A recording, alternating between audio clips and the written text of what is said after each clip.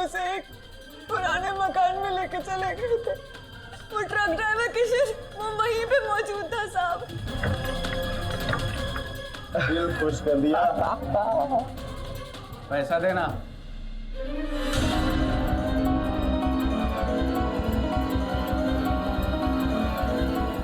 कपड़े तो बदल ले इसके। किशन के साथ भेजने से पहले उसके कपड़े मैंने पहन लिए। ट्रक ड्राइवर किशन उसे कहाँ लेके जाने वाला था? मुझे नहीं पता साहब। फिर शंकर ने मुझे बस में बिठा दिया। मोनी का क्या हुआ मुझे कुछ नहीं पता साहब। मेरी कोई गलती नहीं है साहब। मुझे माफ कर दीजिए, मुझे जाने दीजिए।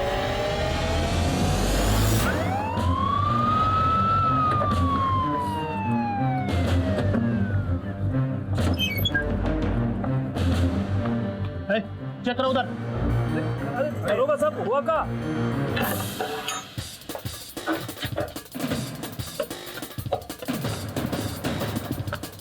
वो मिला? शंकर कहाँ है? कहाँ है शंकर? देखिए दरोगा बाबू, हमने उसको अपने घर से 2 दिन पहले ही निकाल दिया। कमीना निकला आपका सपूत। ये सब उसी का किया था। अब तो आपको यकीन हो गया ना कि मोनी के अगवा होने में हमारा कोनो हाथ नहीं है।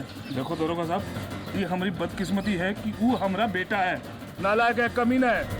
कहाँ मिलेगा वो? अक्सर लोग अपने लालच और स्वार्थ में अपनों और अपने रिश्तों का गला घोट देते हैं। शंकर रिश्ते में मोनी का भाई था।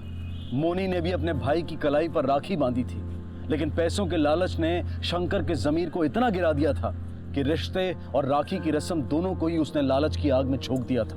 फरार शंकर के साथ पुलिस ने अब उस ट्रक और ट्रक ड्राइवर को ढूंढने के लिए बनारस और जयपुर तक के टोल नाकों को खंगाल डाला।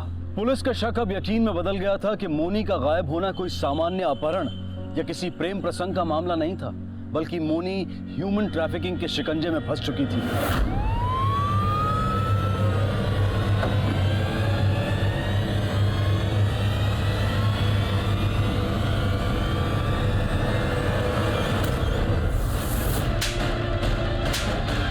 बता अपनी राम कहानी क्या है? तो यहाँ हम जितना घसीटते हैं ना उतना मारते भी हैं। साहब, मैंने 25,000 रुपए दिए थे उस लड़की के लिए, शंकर को। अरे सुरनी कहाँ जा रही है? लेकिन वो लड़की मुझे हाथ तक लगाने नहीं देती थी, इसलिए मैंने तंग आकर शंकर को फोन लगाया था। देख किशन, पैसे तो अभी मेरे पास नहीं। पैसा नहीं है मतलब? मैं इस लड़की का घर हूँ। तुमको नहीं चाहिए? कुछ कर रहा हूँ। हेलो, हाँ सुनना यार, एक A1 माल हाथ लगा है। पिंकी मैडम की देखी हुई है? देख, डील आज रात में करवा दे। हरपुआ से है, मोनी नाम है। और सुन, इस बार हमारा कट 15,000 होगा। सब मुझे कोई आइडिया नहीं वो छोकरिया को कहाँ लेके गए। इतना मालूम है वो लोग कोई पिंकी मैडम का नाम ले रहे थे। और साहब, जो आदमी आए थे वो लोग पंजाब के लग रहे थे साहब। बस, बाकी और मुझे कुछ नहीं मालूम साहब। सर, किशन ने मुझे सब कुछ बता दिया। वो किसी पिंकी मैडम के बारे में बात कर रहा था। जी सर, हमें जल्द से जल्द इस पिंकी मैडम के बारे में पता करना होगा, और साथ ही मैं मोनी की तस्वीर पंजाब और हरियाणा पुलिस स्टेशन भिजवाता हूँ। Okay sir. सर, हरपुरा से एक लड़की की मिसिंग रिपोर्ट आई है। अर्जेंट व्हाट्सअप आया सर, और इसी केस में पिंकी की भी इंक्वायरी आई है। क्या जानती हो इस लड़की को तुम? इसे मैंने एक ब्यूटी पार्लर में देखा था। देखते ही लगा था कि इसकी अच्छी खासी कीमत मिल सकती है। इंक्वायरी लगाई थी मैंने, पता चला मेरे ही एक लड़के की बहन है। मैंने छोड़ दिया, लेकिन उसके भाई ने नहीं छोड़ा, ट्रक ड्राइवर को बेच दिया। डायरेक्ट पैसा बनाना था। बाद में आ गया लाइन पर, याद किया मुझे। भेजे थे मैंने अपनी लड़की इसे उठाने के लिए। अब कहाँ है लड़की?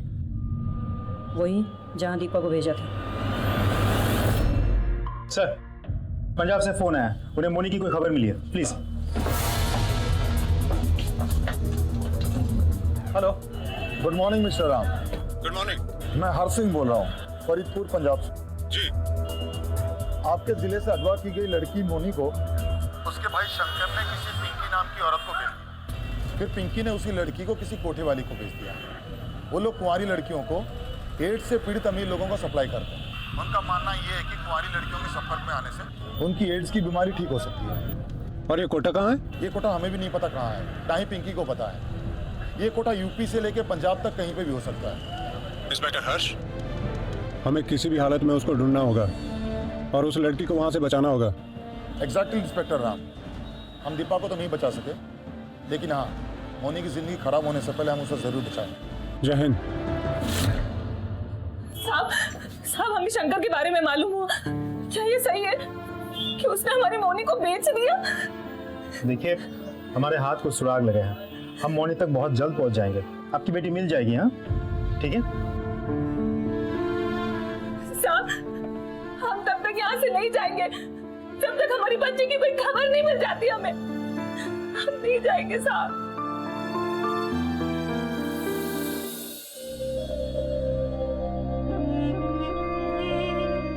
सुनो जरा, ये इनको चाय या कॉफी कुछ पिला दो।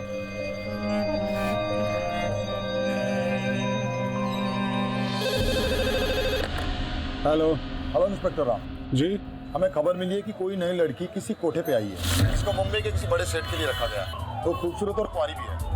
हम लोग रेड की प्लानिंग कर रहे हैं। हम यहाँ से फौरन निकलते हैं। जी बिल्कुल। लगता है आपकी बेटी हमको मिल जाएगी, आप भी चलिए।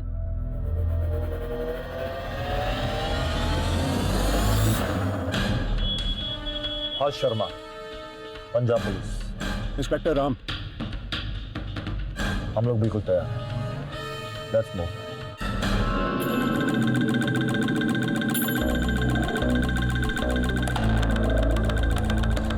याद अकेले मिला नहीं क्या भी?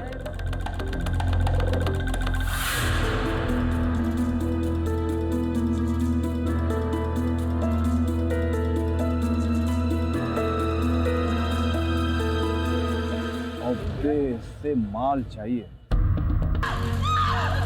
Hello police.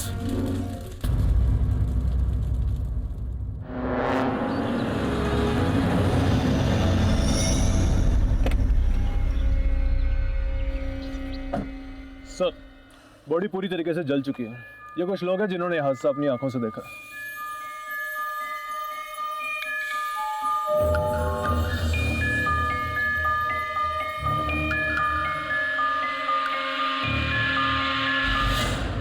हाँ भाई, क्या देखा तुम लोगों ने? जनाब, मैं गड्डी चला रहा थी, वो अचानक मेरी गड्डी के सामने आ गई। और क्या देखा इसने? साहब, मैंने देखा उसे, वहां से आ रही थी चलते हुए। वहां से? हाँ साहब, वहां से।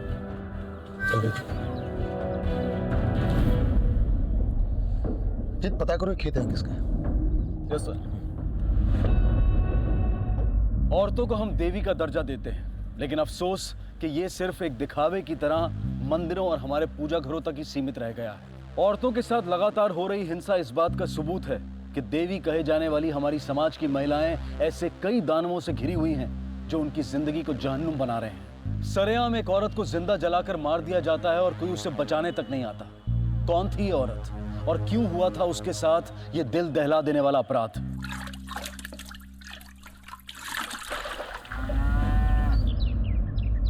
कहा चाचा, क्या खबर है इस देश की? अरे बेटा, क्या बताएं इस देश की खबर। वो फरीदपुर है ना, उसमें एक औरत को जिंदा जलाई दिया है।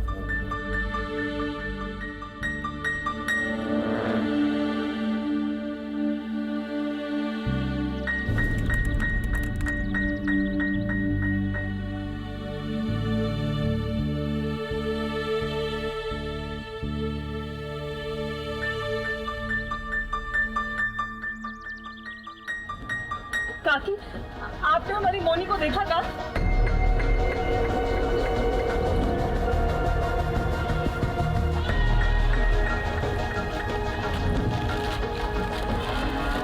अरे कहाँ जा रही हो? नया ब्यूटी पार्लर खुला है, वहाँ जा रही हूँ। अच्छा, मैं भी चलूंगी। अरे बिटिया, ये नया ब्यूटी पार्लर कहाँ खुला है? पल्ली पार्क खुला है।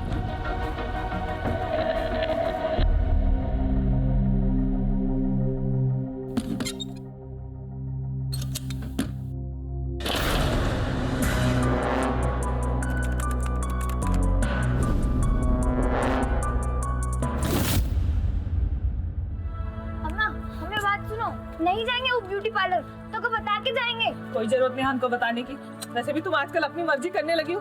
करो। अम्मा, रहने दो, कितनी बार कहा है पूछ के जाया करो। और कोई फायदा नहीं। अम्मा माफ कर दो, नहीं जाएंगे उसके पास। हम तोरी फिक्र इसलिए करते हैं क्योंकि हम रहने दे, क्योंकि हमें तेरी चिंता है। और वो ब्यूटी पार्लर वाली कोई जादू करनी है का तो तुझे सुंदर बना देगी? तुझे तो समझ में आता नहीं है, पैसे खर्च होते हैं। अरे तुझे कहाँ जरूरत है सुंदर बनने की? तो वैसे ही इतनी सुंदर है, तू तो हमारी परी है, परी। तुझे ये बात समझ में कहाँ आनी? अम्मा माफी मांग रहे हैं ना, नहीं जाएंगे। अरे शंकर भैया। मोनी। अम्मा देखा तुमने, शंकर भैया आए। शंकर भैया। कैसी है मेरी बहन? बहुत अच्छी, आओ बैठो। हाँ, काकी किधर है? काकी ऊपर। भैया इतने दिनों बाद याद आई हमारी। अरे पगली, याद तो आती है, बस आने का समय नहीं मिल पाता। समय नहीं मिलता या फिर दिल नहीं करता? अरे प्रणाम काकी। खुश रहो शंकर। काकी, इस रक्षाबंधन पर हम आपको और मोनी को घर ले जाने के लिए आए हैं। वो तो ठीक है शंकर, पर तुम तो जानते ही हो कि इनके जाने के बाद हमने मोनी को अकेले ही पाला है। और जेठ जी का स्वभाव तो तुम जानते ही हो, कितनी जल्दी गुस्सा आता है उनको। हम नहीं चाहते कि हम मोनी को लेकर जाएं और वो मोनी को कुछ कहें और हमें गुस्सा आ जाए, इसलिए हमने तय किया है कि हम नहीं जाएंगे। काकी आप परेशान ना हो, और बाबूजी ने हमको खुद ही भेजा है, और मोनी का ध्यान हम खुद रखेंगे। एक लौती बहन है हमारी। ठीक है, तुम इतना कह रहे हो तो हम मोनी को भेज देते हैं, पर हम नहीं जा पाएंगे। हम गए तो फिर दुकान कौन देखेगा? अच्छा आजा, तुम यहीं रुको, कल सवेरे जाना। ये ठीक है काकी, तू जल्दी सामान बांध चल।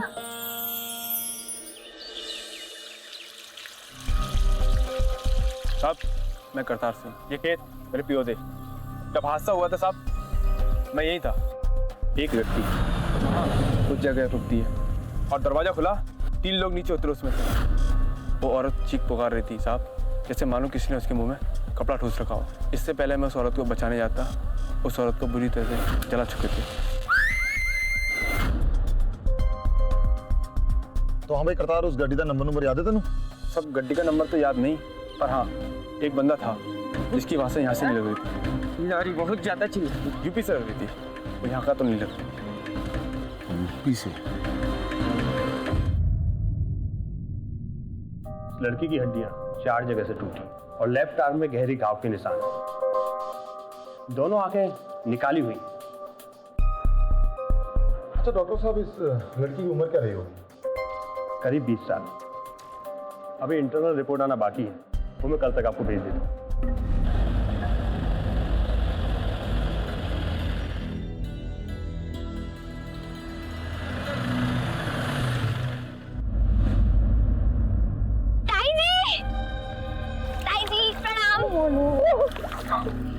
ताऊ जी प्रणाम। जीते रहो बेटा। आ गई? अच्छा किया, बड़ी समझदार है बिटिया। अब ये समझदारी तुम्हारी माँ में होती तो जमीन जायदाद के ऊपर झगड़ा नहीं होता। का जमीन इंसान से बढ़कर होती है। हाँ? कौन समझाया तुम्हारी माँ को? बाबूजी आप भी ना बस पुरानी बातें लेके बैठ जाते हो। मोनी तू अम्मा के साथ जा और आके तैयारी कर।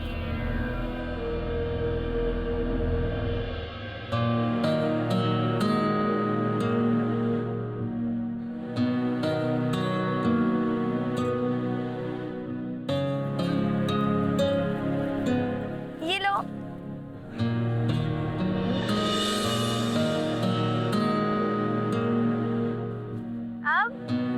अब क्या?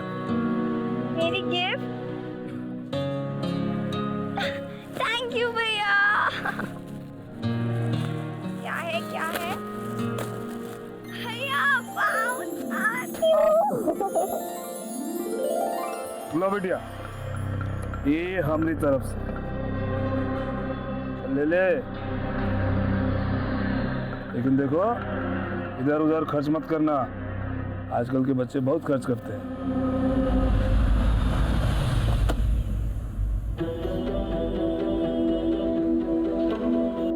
सर ऑटोप्सी की रिपोर्ट आ गई है। क्या फाइंडिंग्स है? सर उस लड़की को एड्स था और वो प्रेग्नेंट भी थी। देवेंद्र इनकी रिपोर्ट लिख ले। कहीं उसका खून एड्स की वजह से तो नहीं हुआ? मुमकिन है सर, इन इलाकों में एड्स को एक कलंक माना जाता है। हो सकता है उसकी फैमिली ने शर्मिंदगी से बचने के लिए उसे कत्ल कर दिया हो। जलाया तो ठीक है, लेकिन इन्नी बहरमी नाल क्यों? किसी की फैमिली इन्नी बहरम किस तरह हो सकती है जीत? मुमकिन है सर, इन इलाकों में कुछ भी हो सकता है। मुद्दा ये खड़ा होता है कि कुड़ी ने एड्स हुआ किस तरह? अपने पति तो मिले या फिर गलत ब्लड चढ़ गया? सर मुझे लगता है वो धंधे वाली भी हो सकती है। कुछ भी हो सकता है। अब ये तभी पता चलेगा जब लाश की शिनाख्त होगी। अच्छा, वो मिसिंग रिपोर्ट आई? रिपोर्ट्स आई हैं सर, लेकिन कोई भी इस बॉडी के साथ मैच नहीं कर रही। 2 स्टेट से अभी रिपोर्ट्स आनी बाकी हैं। जैसे ही आती हैं मैं आपको रिपोर्ट करता हूँ। मामला कुछ उलझता जा रहा है जीत, चल देखते हैं। हाँ काकी, राधे राधे। काकी हम सोचे मुनिया को पहले बाजार जरा घुमा देते हैं, फिर उसके बाद 2:30 बजे वाली बस पे बैठा दूंगा। हाँ और नहीं काकी, हम तो नहीं आ पाएंगे, हमको थोड़ा यहाँ पर काम है। और आप वहाँ पे बस अड्डे से उतार लेना।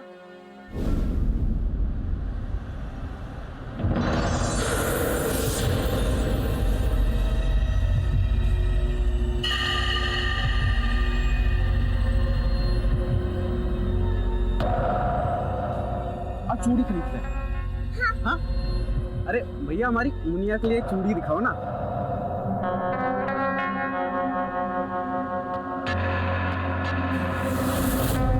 भैया हाँ कैसी लग रही है भैया? बहुत अच्छी। ये लो भैया, चले? हाँ चलो।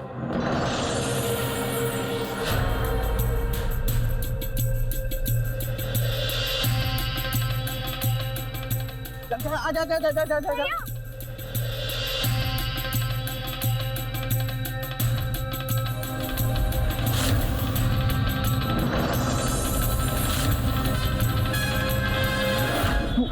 तू 2 मिनट यहाँ रुक, ठीक है? मैं अभी आता हूँ, कुछ काम निपटा के, ठीक है? यहीं रहना। हाँ जल्दी आता हूँ।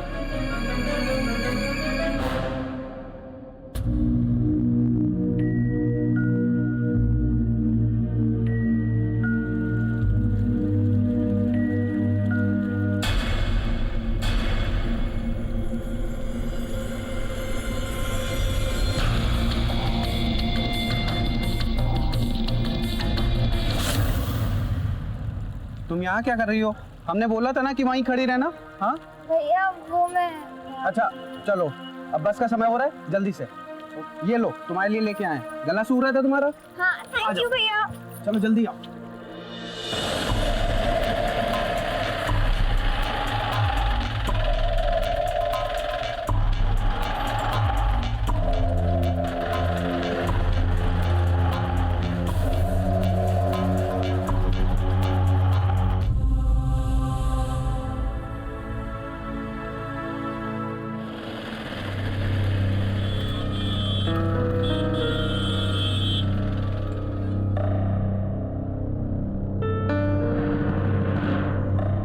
अरे काकी जल्दी उतरो, हमें देर हो रही है।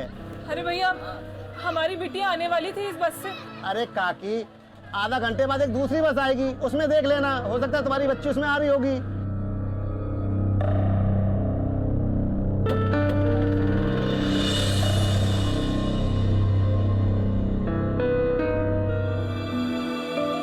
शंकर का फोन क्यों नहीं लग रहा?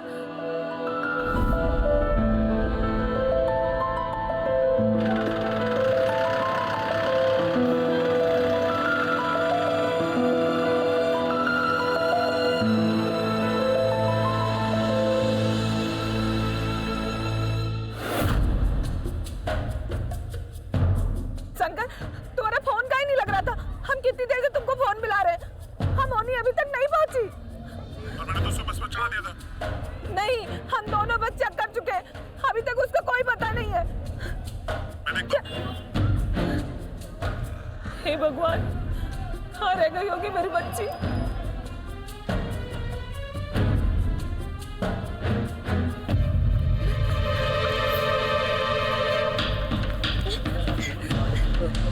तुरंत हमें मिल जाएगी। साहब, साहब, साहब, मेरी बच्ची गुम हो गई। मेरी रिपोर्ट लिख ली थी साहब। एक मिनट, आप शांत हो जाइए, अंदर आ जाइए। आ जाइए, आपकी बेटी मिल जाएगी, आइए। बेटी का नाम? मोनी त्यागी। उम्र क्या?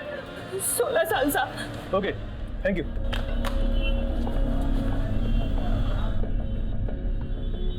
सर, एक आदमी ने अपनी पत्नी दीपा गहलोत की मिसिंग रिपोर्ट हरियाणा के गंगुरिया गांव में दर्ज कराई है। ये केस सर वो जली हुई लड़की का केस आपस में कुछ मिलते जुलते से, और वो अपनी वोटी की शिनाख्त के लिए कल यहाँ आ रहा है।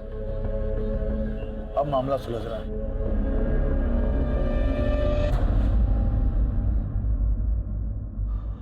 हाँ जी इंस्पेक्टर साहब, मेरी बोटी है जी, इसनु घर ले जाओ संस्कार वास्ते। देखिए देवेंद्र जी, आप घबराइए मत, बिल्कुल ले जा सकते हैं, लेकिन उससे पहले आपको हमारे कुछ सवालों के जवाब देने होंगे, कुछ फॉर्मेलिटी। दीपा कुछ दिनों पहले लापता हो गई। 1 साल पहले साड़ी मुलाकात हुई, तब उदय हालात और हालत दोनों बहुत खराब थी। घरों में जा जाकर काम करती थी, यही कपड़े शपड़े धोना, बर्तन। फिर हमें प्यार हो गया जी, हमने ब्याह कर लिया। कोई घर वाले रिश्तेदार जानते हो तुम? दीपा ने कभी अपने घर वालों के बारे में नहीं दस्या जी, बस इतना पता है कि वो यूपी की थी और झगड़ा छोड़ करके भागी थी। यूपी की थी? तुम कहते हो तुम उसे बहुत प्यार करते हो, वो 4 महीने से प्रेग्नेंट थी, तुम्हें इस बात का पता नहीं था? वो प्रेग्नेंट ही नहीं, HIV पॉजिटिव भी थी। ठीक है ठीक है, आप अभी जाइए, जरूरत पड़े तो हम आपको फिर बुलाएंगे। अच्छा जी, सत श्री अकाल। जीत, मुझे इस आदमी पर शक है, इसके फोन रिकॉर्ड मंगाओ। सर शाम तक रिपोर्ट्स आ जाएंगी, लेकिन सर अब तक इस मामले में जितने भी सबूत और सुराग मिले हैं, मुझे ये मामला ऑनर किलिंग का लग रहा है। हो सकता है दीपा के घर वालों को उसकी बीमारी का पता चल गया और शर्मिंदगी से बचने के लिए उन्होंने उसे कत्ल कर दिया। आपको क्या लगता है सर? तुम्हारा शक सही भी हो सकता है, लेकिन पहले इस देवेंद्र के बारे में पता लगा। एक औरत की निर्मम हत्या के केस को हैंडल कर रही पंजाब पुलिस मौत की इस गुत्थी को सुलझाने की पूरी कोशिश कर रही थी। मरने वाली औरत की शिनाख्त दीपा गहलोत के तौर पर हो चुकी थी, जो उत्तर प्रदेश की रहने वाली थी। दीपा का पति देवेंद्र भी पुलिस की रडार में था, लेकिन इस केस के चौंकाने वाले हर खुलासे के बीच में उत्तर प्रदेश का नाम एक कॉमन लिंक की तरह सामने आया था। इसलिए उत्तर प्रदेश में भी पुलिस लड़कियों के गायब होने की शिकायतों पर छानबीन कर रही थी। अक्सर लड़कियों की हत्या या गायब होने के पीछे ऑनर किलिंग, दहेज या फिर प्रॉपर्टी जैसे कारण होते हैं। क्या इन दोनों केसेस के पीछे भी ऐसा ही कोई कारण था, या फिर ये मामला कुछ और ही था? ये मोनी दिखने में सुंदर है। हाँ सर, ऐसा भी हो सकता है कि प्यार मोहब्बत का चक्कर हो, कोई उसे भगा के लेके गया होगा। हम ये मान लें कि कोई उसे उठा के लेके गया है, या वो खुद किसी के साथ भागी है। गोविंद, हमें ध्यान में रखना होगा कि उसकी माँ का शक किसके ऊपर है। सर, लड़की की माँ रामदेवी का शक जेठ गणेश पर है। इसकी वजह भी दोनों में प्रॉपर्टी को लेकर अक्सर भयंकर झगड़े होते थे। इसका मतलब ये हुआ कि मोनी के गायब होने से सबसे ज्यादा फायदा बाप बेटे को जाता है। Right sir. पर शंकर के मुताबिक उसने मोनी को बस में चढ़ा दिया था। बिल्कुल। तो बात की शुरुआत वहीं से होती है और मोनी के बस से उतरने पर खत्म। Yes sir. साहब, ये देवेंद्र आदमी तो ठीक है, लेकिन इसकी कुछ आदतें बुरी हैं। शराब पीता है, घर पे देर रात से लोगों का आना जाना लगा रहता है। एक बार उसका तो एक औरत को देखा गया तो पता चला कि वो उसकी बीवी है। बेचारी कहाँ फंस गई। हम तो ठहरे पड़ोसी कुछ बोल भी नहीं सकते। कभी कोई बात हुई आपकी? कुछ बताया उसने कहाँ से है? एक बार उसने बताया था कि वो यूपी के गांव हरपुआ से आई है, बस इतना ही। हरपुआ साहब, बस तो सीधी हरपुआ आके रुकी।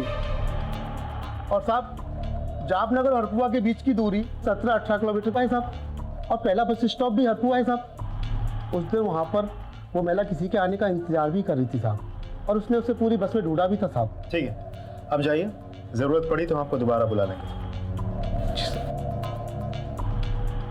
गोविंद, अगर मोनी ने बस पकड़ी और रामदेवी ने गांव में उसको चेक किया, फिर वो गायब कैसे हुई? सर, ये बात मुझे समझ में नहीं आ रही। पत्तों की सरसराहट के बिना इतनी आसानी से किसी का अपहरण कैसे हो सकता है? और अगर हलचल हुई थी तो गवाह कैसे नहीं हो सकता? ऐसा तब हो सकता है जब उसे अगवा करने वाला उसका उठवाया है। इतने मासूम मत बनिए। क्या बकवास कर रहा है? पगला गए हो क्या? पगलाए नहीं है हम। पूछताछ की थी पुलिस ने हमसे, लेकिन हमने उनको ये नहीं बताया कि आप हमारा और मोनी का पीछा कर रहे थे। और आपको क्या लगता है, पुलिस को आज नहीं तो कल इस बात का पता चल ही जाएगा।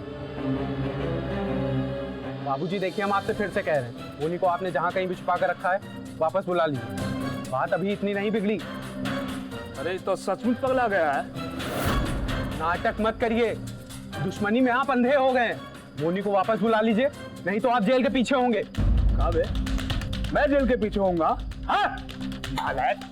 निकल मेरे घर से, निकल मेरे घर से। अपने बाप पे इल्जाम लगाता है? निकल। जा रहे हैं हम, लेकिन मोनी का पता लगाए बिना हम शांत नहीं बैठेंगे। छुपा लीजिए जहां छुपाना हो उसको।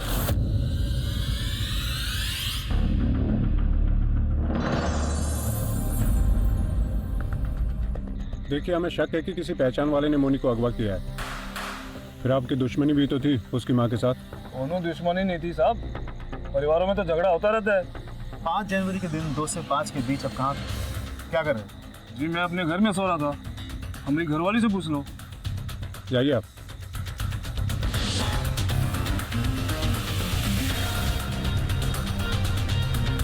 गोविंद सर, ये आदमी को छुपा रहा है, इसकी लोकेशन हमको जानना जरूरी है। चेक करो इसको, चलो। Right sir.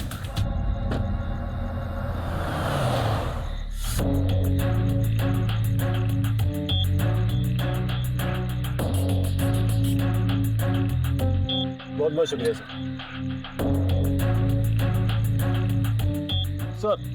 सर देवेंद्र के पड़ोसियों से बात करके मुझे पता चला है कि वो एक नंबर का शराबी और अय्याश किस्म का आदमी था। उसकी शादी करके बाप बनने की बहुत इच्छा थी, लेकिन कोई उसे अपनी बेटी देने को तैयार ही नहीं था। सर मुझे लगता है उसने दीपा को कहीं ना कहीं से खरीदा था, या तो किसी कोठे से या फिर कहीं और से।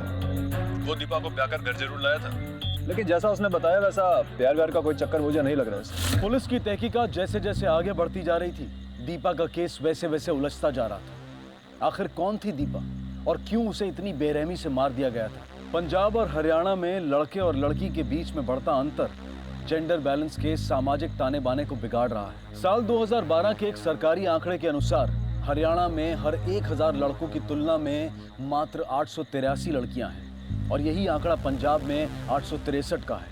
और यही वजह है कि ह्यूमन ट्रैफिकिंग से जुड़े लोग इन इलाकों को एक बाजार की तरह देखते हैं। पुलिस की तहकीकात इस बात की तरफ इशारा कर रही थी कि दीपा को यूपी से पंजाब लाया गया था, और अब मोनी भी उसी जगह से अचानक गायब हो चुकी थी। तो क्या दीपा की हत्या और मोनी की गुमशुदगी के बीच कोई कॉमन लिंक था? मोनी का कुछ पता चला? हम पूछताछ कर रहे हैं सर, कॉल रिकॉर्ड्स के मुताबिक गणेश त्यागी भी उस वक्त उसी बाजार में था जहाँ शंकर था। देखिए सर, हम झूठ बोल रहे हैं। हम जानते थे साहब, गणेश एक कमीना आदमी है, उसी ने मेरी बच्ची को अगवा किया है साहब। तुम्हें मालूम था? जी साहब, पर हम क्या करते हैं, हमारा बाप है। नहीं मुँह से, आप समझ रहे ना साहब। तुम्हें पता है ऐसा करना अपराध है? ये हमारे लिए बहुत मुश्किल फैसला था साहब, बहन और बाप के बीच में उलझ गए। हाँ हम गए थे बाजार, लेकिन हम मोनी का नहीं शंकरवा का पीछा कर रहे थे। काहे कि शंकरवा को जुआ खेलने का आदत लग गया है, बहुत कर्जा उधार ले लिया वो, तो हमसे ई कहकर पैसा उधार लिया कि हमको किसी का कर्जा चुकाना है। तो हम ई लिए उसका पीछा कर रहे थे कि कहीं फिर से जुआ में ना हार जाए। फिर हमको वो बाजार में मिला, हमको रसीद भी दिया पैसों का। 2 दिन से लापता है मेरी बेटी, कुछ भी पता नहीं है उसका। बोलो क्या किया तुमने उसके साथ, बताओ। तुम्हें जो भी चाहिए ले लो, बच्ची मुझे वापस कर दो। कब पगला गई होगा बहू है? हमने कछु नहीं किया तुम्हारी बिटिया के साथ। अरे हम तो खुद ही अपने भाई के परिवार के साथ रिश्ता जोड़ना चाहते हैं, इसलिए हम उनको राखी पे बुलवाए थे। देखो मेरी बच्ची मुझे वापस कर दो, मेरी बच्ची मुझे वापस कर दो। देखो बहू, हम अपने भाई और तुम्हारे मरे हुए सुहाग की सौगंध खा के कहते हैं, हम बेकसूर है, हमने कछु नहीं किया। बहन जी आप उठिए। अगर गणेश ने मोनी को अगवा किया है तो बच नहीं सकता। आप जाइए, आपके साथ कुछ गलत नहीं होगा, जाइए आप। हाँ भाई देवेंद्र बोल। सर जी मैंने उसे कोटे से खरीदा जरूर था, क्योंकि कोई भी मुझे अपनी लड़की देने को तैयार नहीं था और मुझे अपना बच्चा चाहिए था। और जब मैं एक बार कोटे पर गया तो किसी ने मुझे बताया कि मैं वहाँ से शादी के लिए लड़की खरीद सकता हूँ। और तू खरीद लाया क्यों? साहब जी एक बार पहले भी मैं दीपाणु मिलिया सी, वो मैंने पसंद थी। साहब जी मैंने उसे कोटे से खरीदा जरूर था, पर ब्याह क्या लाया था। हाँ हाँ, तू तो बहुत शरीफ बंदा है। चल बता, किस कोटे से खरीद कर लाया था उसे? जी वो बोल। पिंकी मैडम से लाया। चलो निकालो, सबको निकालो। भाभी, मोनिका कुछ पता चला? नहीं, हम अभी पुलिस स्टेशन से ही आ रहे हैं। 3 दिन हो गए, हमारी बच्ची के बारे में कोई खबर नहीं। आपको कुछ बताना था मुझे। हो गया बेटा। दीदी, हमको आपका फोन मिलेगा, बहुत जरूरी मैसेज करना है। हाँ हाँ, क्यों नहीं, ये लो मेरा फोन। क्या लिखा है संदेश में? हमको पढ़ के सुनाओगी? वो तो मोनी ने उसी दिन डिलीट कर दिया था। हाँ इंस्पेक्टर साहब, हम मोनी की माँ बोल रहे हैं। जी बोलिए। हाँ, वो ब्यूटी पार्लर वाली, हाँ वो बता रही थी कि मोनी ने उसके फोन से किसी को संदेशा भेजा था। उसका नंबर है आपके पास? हाँ, उसका नंबर है हमारे पास। मैं चेक करवाता हूँ, मैसेज वाला नंबर चेक करवाओ। सर अब तक शक गणेश पे ही है, क्योंकि गणेश के पास मोनी को कत्ल करने की वजह भी थी और उसने भाई बहन का पीछा भी किया था बाजार में। अब सर ऐसा भी हो सकता है कि शंकर मोनी को बस पे चढ़ा के वहाँ से निकल गया, फिर गणेश आया। गणेश ने खिड़की से इशारा करके मोनी को बस से उतरवाया और वहाँ से निकल पड़ा, जिसकी भनक ड्राइवर को भी नहीं लगी होगी। बिल्कुल हो सकता है। हम दोनों को शक के घेरे में लेते हैं, तुम उनके ऊपर नजर रखो। Yes sir. ओ मैडम जी, आपको यहाँ सारी सहूलतें नहीं मिलेंगी, लेकिन हाँ, जितनी जल्दी आप अपना मुंह खोलेंगी उतनी जल्दी आप अपने घर वापस जा सकती हैं, वरना हमें और भी तरीके आते हैं बात को बुझाने के, समझिए आप। इस केस की तहकीकात में जुटी पंजाब पुलिस को एक बड़ा ब्रेक थ्रू तब मिला जब उनके हाथ पिंकी तक पहुंचे।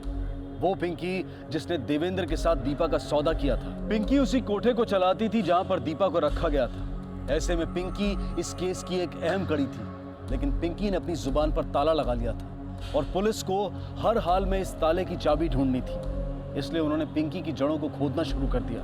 उधर मोनी की तलाश में जुटी यूपी पुलिस ने भी अपना सारा फोकस शंकर और गणेश पर शिफ्ट कर दिया था, क्योंकि आखिरी बार मोनी शंकर के साथ ही थी। और फिर अचानक इस पूरी घटना में हरी सिंह का नाम आया। कौन था यह हरी सिंह जिसे मोनी ने मैसेज किया था? मोनी के साथ क्या रिश्ता था इस हरी सिंह का? गोविंद। Yes sir. ट्विंकल के फोन से मोनी ने किसी हरी सिंह को मैसेज किया था। मैं लगातार फोन किया जा रहा हूँ, कोई जवाब नहीं दे रहा। आप पूछताछ कीजिए, कौन है वो? जी सर। सर मैं शंकर पे नजर रख रहा हूँ।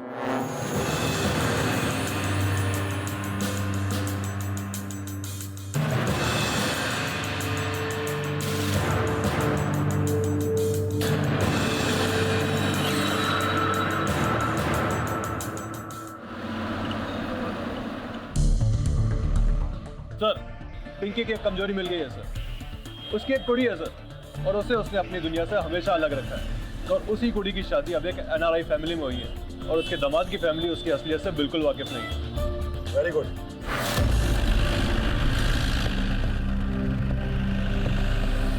ये जगह क्यों, क्या हुआ इस जगह को? जानी पहचानी से लग रही होगी। गाड़ी रोकिए प्लीज, गाड़ी रोकिए। पहचाने की क्यों नहीं सर? बेटी का ससुराल जो ठहरा। मैं आप लोगों के हाथ पैर जोड़ती हूँ, आप जो कुछ जानना चाहते हैं मैं बताने को तैयार हूँ। गाड़ी रोकिए। क्यों? अपनी बेटी की बारी आई तो हाथ जोड़ के सब मंजूर है। उन बेटियों का क्या जो तुम्हारी वजह से मरी है? कभी सोचा है उनके बारे में? आप लोग जो कुछ जानना चाहते हैं मैं बताने के लिए तैयार हूँ। हमने ही अगवा किया था दीपा को, हरपुआ की थी वो। और कौन कौन था तुम्हारे साथ? मेरे साथ 2 और लोग हैं जो गरीब लड़कियों को ढूंढने और उन्हें अगवा करने में मेरी मदद करते हैं। हम ज़्यादातर ऐसी लड़कियों को शिकार बनाते हैं। एकदम कोई कुंवारी कली निकल दिलाना, एकदम मस्त 16-17 साल की, एकदम मजा आ जाए। क्या सेठ रंगीला लगता है तू तो एकदम। चल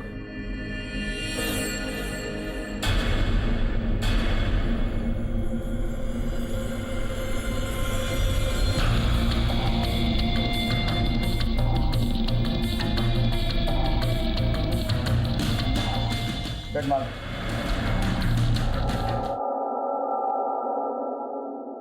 ले गिन। चल गिन।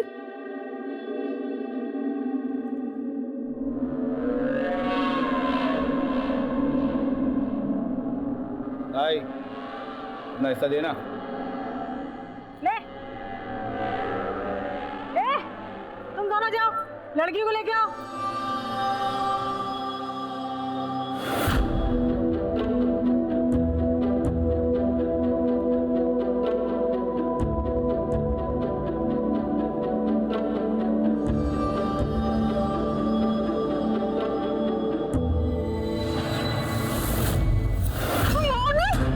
Let's go. Let's go.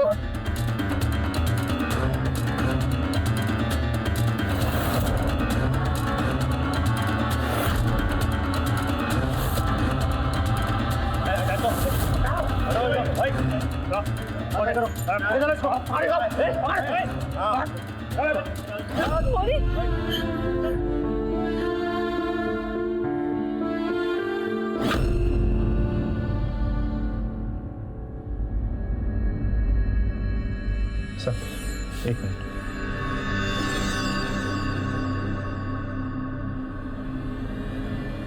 Sir ये हरी सिंह, मोनी ने इसी को मैसेज किया था। सर मैं मोनी का दोस्त हूँ, मुझे शंकर का पता मालूम नहीं।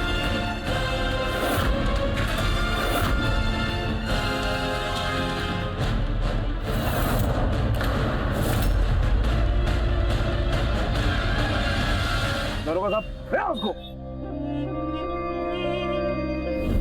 दीपा की हत्या और मोनी की गुमशुदगी के केस की तहकीकात की वजह से लड़कियों की खरीद फरोख्त, वेश्यावृत्ति से जुड़े कारोबार और कई गुनहगार कानून की गिरफ्त में आए।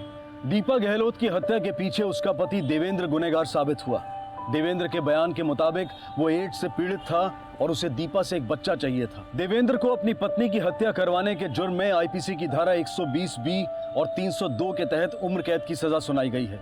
शंकर और ज्योति को मोनी के अपहरण और उसे बेचने के जुर्म में आईपीसी की धारा 362, 363 और 372 के तहत 10 साल की सजा सुनाई गई है। किशन को एक नाबालिग लड़की को खरीदने के जुर्म में आईपीसी की धारा 354 और 366 के तहत 7 साल की सजा सुनाई गई और पिंकी को लड़की की खरीद फरोख्त के जुर्म में आईपीसी की धारा 372 और 373 के तहत 14 साल की सजा सुनाई गई। बाजार चाहे कोई भी हो, वो खरीदारों के बिना नहीं चलता और जिस्म फरोशी का बाजार भी अपने खरीदारों की वजह से ही जड़े जमाए हुए हैं और ऐसे बाजार में खरीदार भी हमारे समाज से ही, हमारे इर्द गिर्द से ही आते हैं। आए दिन पुलिस ऐसे रैकेट्स और गुनहगारों का पर्दाफाश करती है, लेकिन क्या ये जिम्मेदारी सिर्फ कानून की है? एक सजग नागरिक होने के नाते ये हमारा भी फर्ज बनता है कि हम ऐसे मामलों में सतर्क रहें, कम्युनिटी विजिलेंस के जरिए अपने इलाकों पर नजर रखें और अगर किसी भी संदिग्ध आदमी के साथ किसी बच्चे या किसी महिला को देखें तो तुरंत पुलिस को इत्तला करें। किसी की भी गुमशुदगी को नजरअंदाज न करें। ह्यूमन ट्रैफिकिंग एक ऑर्गेनाइज्ड क्राइम है और इसके नेटवर्क को तोड़कर ही इसे कमजोर किया जा सकता है। आज भी मोनी और रामदेवी सदमे में हैं। ये बेहद जरूरी है कि हम अपने समाज को महिलाओं के लिए पूरी तरह से सुरक्षित बनाएं। अब मैं अनूप सोनी आपसे विदा लेता हूं, फिर मुलाकात होगी अगले एपिसोड में और खुलासा करेंगे एक और जुर्म का। तब तक अपना और अपने परिवार का ख्याल रखें और देखते रहें क्राइम पेट्रोल डायल 100।